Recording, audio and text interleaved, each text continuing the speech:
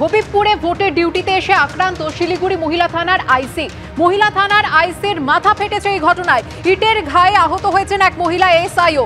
জনতা police খণ্ডযুদ্ধে কয়েকজন গ্রামবাসীও আহত হয়েছেন বলে অভিযোগ। রাস্তা ও সেতুর দাবিতে গতকাল হবিবপুরের মঙ্গলপুরা একটি বুথে ভোট বয়কট করেন গ্রামবাসীরা এবং স্থানীয়রা যে অভিযোগ তুলেছেন, বহিরাগতদের এনে ভোট করানোর চেষ্টা করছিলেন বিডিও এসডিওরা। বিডিও এসডিও ভোট কর্মীদের আটকে রাখেন গ্রামবাসীরা। উদ্ধার করে নিয়ে যাওয়ার সময় পুলিশকে লক্ষ্য করে পাথর ছোড়া হয় বলে অভিযোগ। আর এই ঘটনায় স্বতঃপ্রণোদিত মামলা দায়ের করেছে পুলিশ। মালদার হবিবপুরের ঘটনা, ভোটে ডিউটি করতে এসেছিলেন আর সেই ডিউটিতে এসেই আক্রান্ত হতে হলো শিলিগুড়ি মহিলা থানার আইসিকে। মহিলা থানার আইসির মাথা ফাটিয়ে দেওয়া হয়েছে। ইটের ঘায়ে আহত হয়েছেন এক মহিলা এসআইও। জনতা পুলিশ খণ্ডযুদ্ধ বেঁধে যায়, রণক্ষেত্রের চেহারা নেয় এলাকা। কয়েকজন গ্রামবাসীও আহত হয়েছেন, এই অভিযোগ ওঠে। গতকালই রাস্তা ও সেতুর দাবিতে হবিবপুরের মঙ্গলপুরা একটি বুথে ভোট বয়কট করেন গ্রামবাসীরা। গ্রামবাসীরা অভিযোগ তুলেছেন যে বহিরাগতদের এনে ভোট করানোর চেষ্টা করছিলেন বিডিও এসডিওরা। তারপরে এই খণ্ডযুদ্ধ বেঁধে যায়, পুলিশকে লক্ষ্য করে পাথর ছোড়া হয় বলে অভিযোগ। আমরা ঝামেলাই করি, রাস্তার জন্য ভোট বয়কট করেছি, পঞ্চায়েত ভোট বয়কট করেছি, এটাও বয়কট করেছি। সারাদিন আমরা রোডের মধ্যে থেকেছি।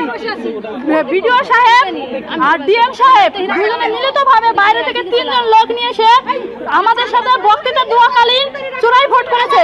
আমাদের সবাইকে প্রশাসনের পক্ষ থেকে ওদের কাউকে নাকি ভোট করিয়ে দিয়েছে, একজন বা দুজন, কি করেছে তা জানি না। জোর করে করানোর কোনো দরকারও ছিল না। প্রশাসন এখানে মাঝখান দিয়ে এখানে ওদেরকে কেন সব কাউকে দিয়ে ভোট করানো? কোন আইসিডিএস কর্মী যা শুনছি তাকে দিয়ে ভোট করিয়েছে, একটা না দুটা।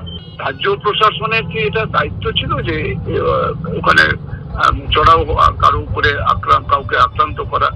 তারপরে গোটা গ্রামের উপরে নাকি আক্রান্ত হয়েছে, রাত্রিবেলা অনেক হচ্ছে যে তাদের মারধরও করা হয়েছে। এই সবগুলোকে আমরা সমর্থন করি না।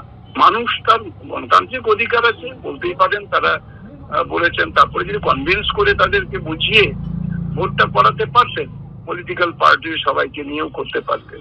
কিন্তু সেটা না করে ওদের উপরে এইভাবে আক্রমণ করা ঠিক না, এটাকে আমিও সমর্থন করি না।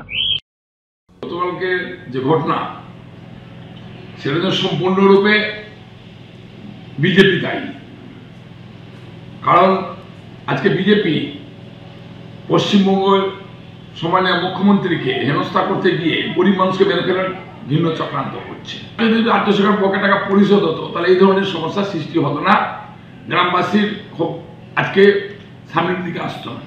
আমি মনে করি এর জন্য সম্পূর্ণরূপে দায়ী বিজেপি পার্টি এবং বিজেপি সরকার, বিজেপি দল, বিজেপি এমপি এমএলএ সীমিত ক্ষমতার মধ্যে দিয়ে রাজ্য সরকার চেষ্টা করেছে। আমরা তাদের কাছে গিয়ে পৌঁছেছিলাম, বলেছি তাদেরকে যে রাস্তা আগামী দিনে আপনাদের ব্রিজ আগামী দিনে অবশ্যই হবে।